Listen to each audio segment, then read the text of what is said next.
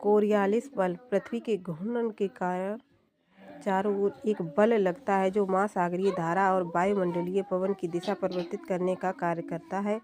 इसी बल को विक्षेपण बल कहा जाता है। फेरल का नियम, पृथ्वी का घूर्णन। मानसून के प्रकार, दक्षिण पश्चिम मानसून, ग्रीष्मकालीन मानसून, उत्तर पूर्वी मानसून, लौटता हुआ मानसून, शीतकालीन मानसून, मानसून विवर्तन। ग्रीष्मकालीन मानसून। ग्रीष्मकालीन मानसून 21 जून को जब सूर्य की किरणें लंबवत कर्क रेखा पर पड़ती हैं तब उस समय उत्तरी गोलार्ध संपूर्ण भारत का तापमान अधिक हो जाता है। अतः ITCZ उत्तर की ओर विस्थापित होता है।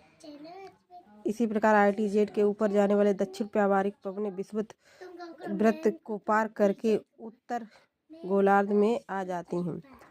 कोरियालिस बल के कारण उत्तरी व्यापारिक पवनें जैसे ही उत्तरी गोलार्ध में अपने दिशा की तरफ मुड़ती हैं, भारत के प्रायद्वीप में स्थित कारण 2 शाखाओं में बट जाती हैं, जिससे अरब सागरीय मानसून व बंगाल की खाड़ी का मानसून शामिल है। अवधि 1 जून से 15 सितंबर। अरब सागरीय मानसून। अरब सागरीय मानसून भारत में सर्वप्रथम भारत के पश्चिमी घाट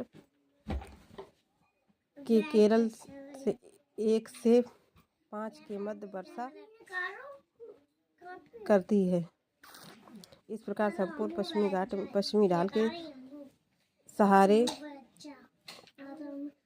ऊपर बढ़कर संघनन के परिणाम स्वरूप पश्चिमी ढाल पर लगभग 250 सेंटीमीटर वर्षा करती है, किंतु पश्चिमी घाट के पूर्वी ढाल पर वर्षा नहीं करती। अतः यह छायावृष्टि प्रदेश होता है। खंबात की खाड़ी के पास अरब सागरीय मानसून 2 शाखाओं में विभाजित हो जाता है। इसमें से शाखा थाल घाट होते हुए पश्चिम बंगाल की ओर प्रभावित होती है और दूसरी शाखा गुजरात में प्रवेश करके गिर पर्वत के सहारे वर्षा करती है। राजस्थान में सिरोही जिलों में गुरु शिखर से टकराकर हल्की वर्षा होती है। जब अरब सागरीय मानसून आगे की ओर बढ़ता है तब अरावली पर्वत के समांतर प्रभावित होने के कारण राजस्थान में वर्षा नहीं होती।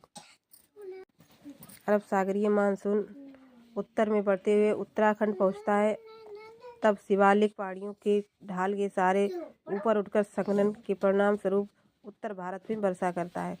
बंगाल की खाड़ी का मानसून। बंगाल की खाड़ी मानसून भारत में सबसे पहले 20 मई अंडमान निकोबार में वर्षा करती है। मानसून की यह शाखा कोरियालिस बल